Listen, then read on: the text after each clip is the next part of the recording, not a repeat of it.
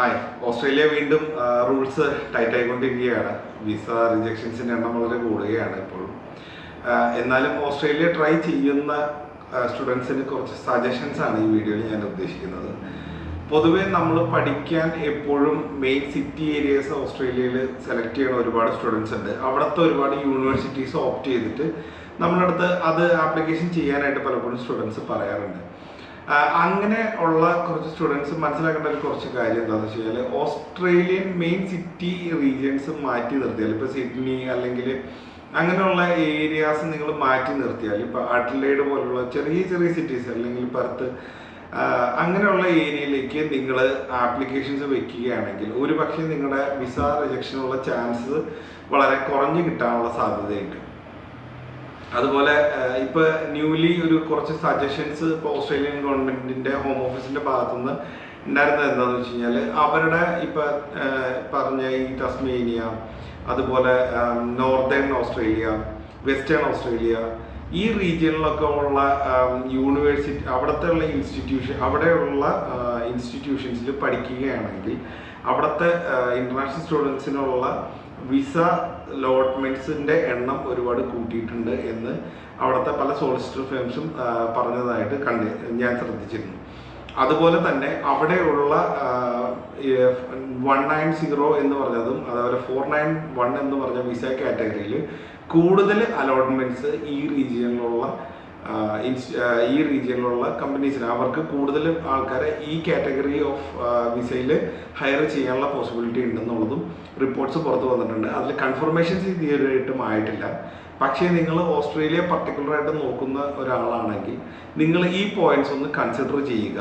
കാരണം എന്തുകൊണ്ടാണെന്ന് വെച്ചാൽ, ഓസ്ട്രേലിയയിൽ അൺപോപ്പുലർ ആയിട്ടുള്ള ഒരു വാസ്റ്റ് ഏരിയ ലാൻഡ് ഓസ്ട്രേലിയയിലുണ്ട്. ഈ വാസ്റ്റ് ഏരിയയിലേക്ക് അവർക്ക് ആൾക്കാരെയും ആവശ്യമുണ്ട്. അപ്പോൾ അതുകൊണ്ട് തന്നെ നിങ്ങൾ അങ്ങോട്ട് റീലൊക്കേറ്റ് ചെയ്യാൻ, അല്ലെങ്കിൽ നിങ്ങളുടെ പ്രൈമറി ആയിട്ടുള്ള കാര്യങ്ങളെല്ലാം നിങ്ങൾ അവിടെ ചെയ്യാൻ തീരുമാനിക്കുന്ന ഒരു വ്യക്തിയാണെങ്കിൽ ആ രാജ്യം നിങ്ങൾക്ക് കൂടുതൽ പ്രയോറിറ്റി നൽകുന്നതാണ്. അപ്പോൾ അതുകൊണ്ട് തന്നെ ഈ ഏരിയകൾ, തസ്മേനിയ എന്ന് പറഞ്ഞാൽ വളരെ ചെറിയൊരു ഐലൻഡാണ്. അവിടെ ആ ഏരിയയിൽ വളരെ കുറച്ച് യൂണിവേഴ്സിറ്റീസ് അവിടെ ഉണ്ട്. പക്ഷേ അവിടുത്തെ ഇൻസ്റ്റിറ്റ്യൂഷൻസിൽ പഠിച്ച് പാസ് ഔട്ട് ആവുന്ന ഒരു സ്റ്റുഡൻ്റ് ആണെങ്കിൽ നിങ്ങൾക്ക് അവിടെ up to 5 years അവിടെ സ്റ്റേ ബാക്ക് കിട്ടാനുള്ള പോസിബിലിറ്റി ഉണ്ട്. പക്ഷേ വളരെ കുറച്ച് സ്റ്റുഡൻസ് മാത്രമാണ് ഈ തസ്മേനിയ എന്ന് പറഞ്ഞ രാജ്യം പ്രിഫർ ചെയ്യുന്നത്. അപ്പം നിങ്ങൾക്ക് ഒരുപക്ഷെ അവിടെ പഠിച്ച് നിങ്ങൾക്കൊരു PR കാര്യങ്ങളായതിനു ശേഷം ഒരുപക്ഷെ നിങ്ങൾക്ക് അവിടെ നിന്ന് റീലൊക്കേറ്റ് ചെയ്ത് ഈ മെയിൻ ലാൻഡിലേക്ക് വരാനുള്ള പോസിബിലിറ്റി അപ്പോഴും ഉണ്ട്. അപ്പം അതുകൊണ്ട് തന്നെ നിങ്ങൾ മനസ്സിലാക്കേണ്ട ഒരു കാര്യം, വിസ റിജക്ഷൻസ് കൂടുതലുണ്ടെങ്കിൽ അത് അതേപോലെ തന്നെയുള്ള റീജിയൻസിലാണ്. അതുപോലെ തന്നെ പാർട്ട് ടൈമിൻ്റെ ഇഷ്യൂസ് പലപ്പോഴും സ്റ്റുഡൻസ് അവിടെ ചെയ്യുന്ന, അതുപോലെ ലിവിങ് എക്സ്പെൻസ് കൂടുതലാണ്, റെൻ്റൽ എക്സ്പെൻസസ് കൂടുതലാണ് എന്നൊക്കെ ഒരുപാട് സ്റ്റുഡൻസ് അവിടെ ചെന്നതിന് ശേഷം പറയാറുണ്ട്. അപ്പോൾ അതുകൊണ്ട് നിങ്ങൾക്ക് ആൾട്ടർനേറ്റീവായിട്ട് വേറൊരു സൊല്യൂഷനാണ് ഓസ്ട്രേലിയയുടെ മറ്റുള്ള റീജിയനിലേക്കുള്ള റീലൊക്കേഷൻ. കാരണം മെയിൻ സിറ്റിയിൽ ചെന്നിട്ട് നിങ്ങൾ സ്ട്രഗിൾ ചെയ്യുന്നതിനേക്കാളും കുറേ കൂടെ എളുപ്പമായിരിക്കും.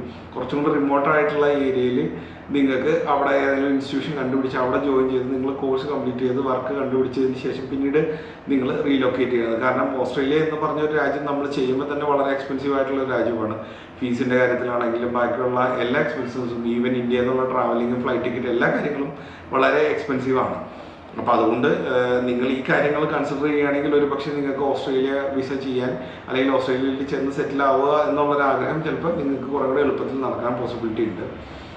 അതുപോലെ 408 എന്ന് പറഞ്ഞ വിസ ഇപ്പോൾ നോർമലി 16 months വരെയൊക്കെ എടുത്തത് ഇപ്പോൾ 24 months വരെ ഇപ്പോൾ എടുക്കുന്നുണ്ട്. അപ്പോൾ നിങ്ങൾ അത് എന്ന് വെച്ച് കഴിഞ്ഞാൽ മെയിൻ റീജിയനിൽ ചെന്നിട്ട് അവിടെ നിന്ന് ആപ്ലിക്കേഷൻ ചെയ്യണം.